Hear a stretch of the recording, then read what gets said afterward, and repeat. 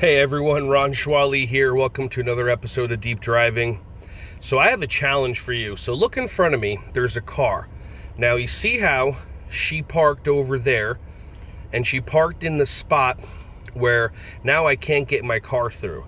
Now what's interesting is when I was done with my gas, I waved this car and the car in front of me telling them there's open spots. So if I didn't wave them through and actually guide them through, then they wouldn't have actually been able to park. So now I have to sit here and wait for her to finish gassing up while the person behind me is honking.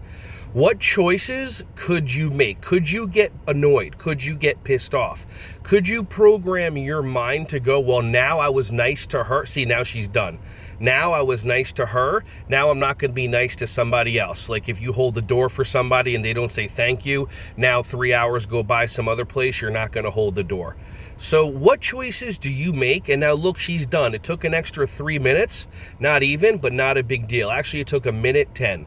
So just what choice do you make when something happens, especially when you're nice and respectful and polite and moral and other people aren't? Just what choice will you make? Will you choose not to be that way again, or because of an expectation that other people are going to be that way? Or will you just breathe and just wait 1.5 minutes and now see what happens and everybody drives away? Just a thought. I appreciate you guys. I love you all for listening.